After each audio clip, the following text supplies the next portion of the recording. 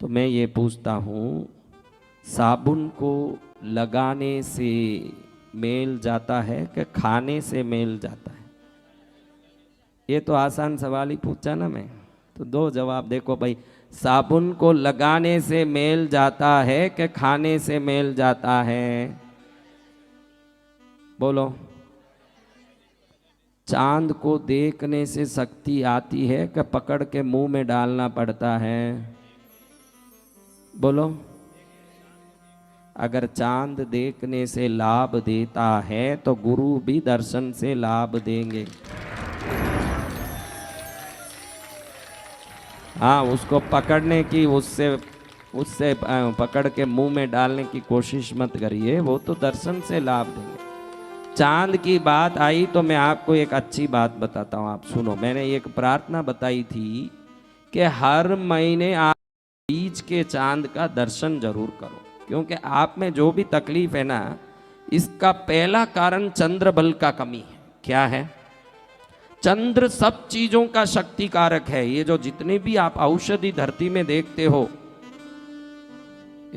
जड़ी बूटियां, जो भी चीज इस दुनिया में दवाई नाम की जो भी वस्तु है, वो सभी वस्तु चंद्र की किरणों का बल पकड़ के ही औषधीय गुण उसमें आते हैं। अगर चंद्र किरण नहीं हो तो औषधि नहीं है। इसीलिए औषधि तत्वाय चंद्राय नमः उसके पूजा में आता है, वो औषधि का तत्व है। आप में आरोग्य चाहिए क्या? बल चाहिए क्या? धन चाहिए क्या? किस किस को धन नहीं चाहिए? हाँ, बोलो, किस किस को नहीं चाहिए? चंद्र बल हो वो ही धनवान हो। क्या होगा? धन चाहिए क्या? किस किस को धन नहीं चाहिए? हाँ, बोलो, किस किस को नहीं चाहिए? चंद्र बल हो वो ही धनवान हो। क्या होगा? देखो, मैं कोई भी खर्चा वाला कोई उपाय बहुत कम बताता हूं। इसलिए उपाय बताता हूं कि कई लोगों को बोलता हूं मेरे से कुछ मत पूछो, तो उनको लगे कि फिर इस काम के लिए मैं क्या करूं, तो मेरे ज्ञान को उपाय के रूप में यूट्यूब में डाल देता हूं। वो भी गुरु ही तो बोल रहे हैं, विश्वास से कर, वो गुरु ही तुझे बोल रहे हैं उस वीडियो में। और फिर काम नहीं हुआ तो तेरा विश्वास में कमजोरी होगी, गुरु की साधना में कमजोरी नहीं। एक दो बोलते हैं कि हमारा अभी तक नहीं हुआ, तो उसका कारण है कि ये होगा कि नहीं, ये होगा कि नहीं, ऐसे सोच के करना। मेरा काम होके ही रहेगा, ये सोच के जो करेगा हर उपाय उसके लिए काम करेगा। समझ रहे हो? कहता है कि आप प्रार्थना करो। बीच का एक मैंने कथा में बताया था, बहुत दिन हो गया तो अब किसको याद है, छोड़िए। तो मैं अब आपको एक बात बताता हूँ। अमावास शुक्रवार को है। कभी भी अमावास के दिन को छोड़ के अगला दिन के दूसरे दिन करना, ये बुझी को बीच समझना। आज अमावास शुक्रवार को पूर्णाहुति हो रही है, अगला दिन छोड़ दो शनि, फिर रविवार को बीज समझना, उसके शाम को दर्शन करना। आपको बताऊं, भगवान शंकर के, भैरव के, पद्मावती के, उच्च कोटि के देवताओं के सिर पर यह तीज का चांद होता है।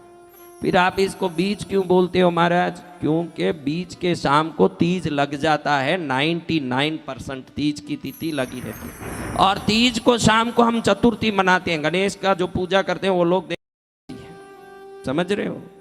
तो बीज के शाम को किस दिन, यानी अमावस्या के दिन छोड़ के अगले दिन छोड़, अमावस्या आया एक दिन छोड़ के अगले दिन, कभी भी फोगट का इलाज है। शाम को 6:15 से 6:45 के अंदर कहीं ऊपर जाके देखोगे तो बारीक सा एक पतला सा रेखा जैसे चांद दिखेगा। अगर दिख गया तो भाग्यशाली हो। कभी कभी क्या बादल आ जाता है, कभी कोई चीज नड़ जाता है। पुण्य होना अच्छी चीजों के दर्शन के लिए चंद्र दर्शन करना। उस समय क्या करना आपको एक खास बताता हूँ। मैंने अभी आज आकाश भैरव के बारे में भी बताया और आकाश क्षेत्र नटराज के बारे में भी बताया, और कहा कि आकाश तत्व सबसे बलवान शक्ति है, क्योंकि वो शुद्ध होने से शक्ति को खींचती है। तो जब भी बीच का चांद देखते हो तो 1 रुपए का एक सिक्का हते, इतना एक सिक्का हथेली में रख लो, फिर इसको ऐसे उठा दो, यही आकाश तत्व है। ये क्या है? इसको उंगली को ऐसे उठाना। देखो इस दुनिया में हर एक को जमीन बिक्री खरीदी हो कुछ भी हो, इस अंगूठे की ही रेखा लगाई जाती है। रेखा तो पांचों में है ना, लेकिन ये चारों किसी में भी मिश्रित हो सकती है। 600 करोड़ लोग धरती में हैं, तो 600 करोड़ अंगूठे की रेखाएं अलग अलग है। ये बताता है कि अंगूठा विलक्षण है, क्योंकि वो आकाश तत्व है। क्यों? आपको मालूम नहीं कि सबसे अंगूठा क्यों लिया जाता है? क्योंकि अंगूठा आकाश तत्व है, ये विलक्षण है। क्या है? ये विलक्षण है अंगूठा। किसी को देख के ऐसे अंगूठा बता दिए तो क्या अर्थ है? हाँ हाँ, आप करते हो ना यूं, कभी यूं किया? यूं क्यों कर रहे? हाँ, ये विलक्षण है। इसी के प्रयोजन सब चीजों में। दूसरा देखोगे तो ये एक उंगली अच्छे से सब उंगलियों का स्पर्श करेगा, अंगूठा। और इस उंगली से आप दूसरी उंगली को स्पर्श नहीं कर सकते। इससे आप इसको ऐसे रगड़ के दिखाओ, इससे इसको रगड़ो, इससे इसके रगड़ो रगड़ो। ये कहता मैं मालिक हूं, सब में घुसूंगा। ये अंगूठे की विशेषता। आपने कभी सोचा नहीं होगा, इस उंगली से इसको रगड़ के दिखाओ, इससे इसको रगड़ो, इससे उसको रगड़ो। ये कहता मैं सबको रगड़ूंगा, सबको रगड़ता है। इसमें विशेषता ये आकाश तत्व है। और आकाश तत्व को बलवान करोगे तो विराटता उत्पन्न होती है, यश कीर्ति आती है। तो जब ये चंद्र के सामने पकड़ोगे तो चंद्र किरण इसमें घुसेंगे। क्या घुसेंगे?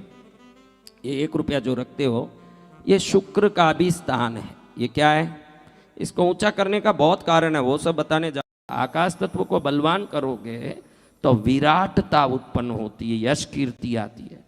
तो जब ये चंद्र के सामने पकड़ोगे तो चंद्र किरण इसमें घुसेंगे। क्या घुसेंगे?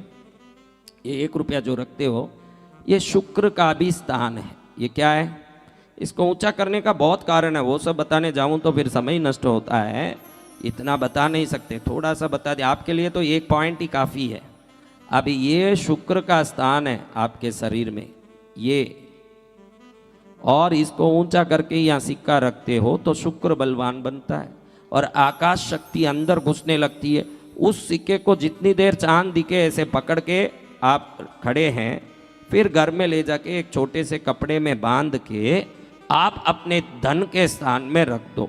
ये अपने आप ही चंद्र बल को बढ़ा के आपके धन संबंधी अपूर्तियों को पूर्ण करने वाला बनेगा।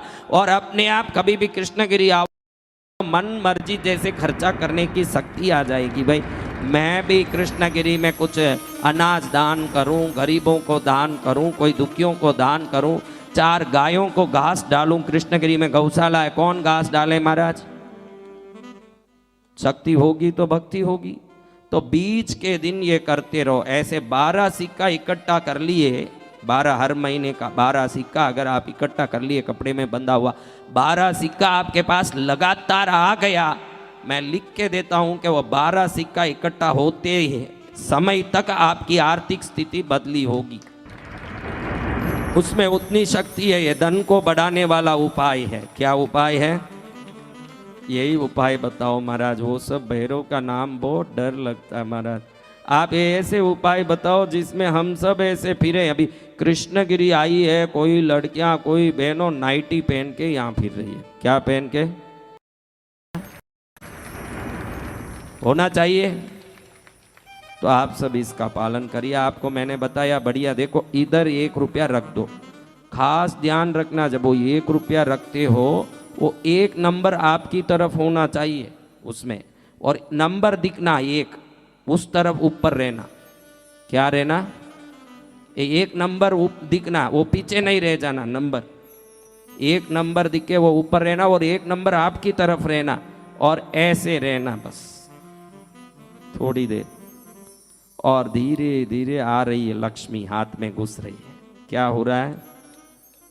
लक्ष्मी का प्रवेश धीरे धीरे हो रहा है। फिर लक्ष्मी को एक कपड़े में, सफ़ेद हो पीला हो, आपके पास जो कपड़ा हो, नया होना चाहिए, एक कपड़े में डोरे से बांध के उसको अपने धन स्थान में रखते हैं। फिर अगले महीना 1 रखें, अगले महीना 1 रखें, अगले महीना 1 रखें, 12 महीने रखते जाएं। और विश्वास करें कि अब ये लक्ष्मी बढ़ती जा रही है, बढ़ती जा रही है, बढ़ती जा रही है, बढ़ती जा रही है, बढ़ती जा रही है। लक्ष्मी को विश्वास के कारण आना ही पड़ेगा। वो विश्वास से आती है। किससे आती है? तो फिर वो पहुंच गई तो कितना आनंद आएगा।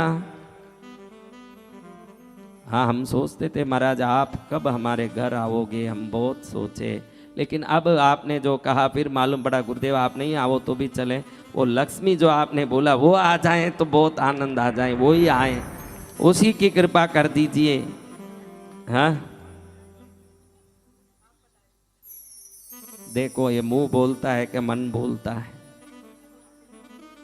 हाँ, देखो ये धन को तो देखना पड़ता है नोट के रूप में, सिक्के के रूप में, इसलिए बिना दिखने वाला धन काम का नहीं है। आप बोलो कि मैं बहुत बड़ा धनवान हूं तो कोई पूछेगा कितना है बता। धन दिखता है, गुरु की कृपा दिखती नहीं है।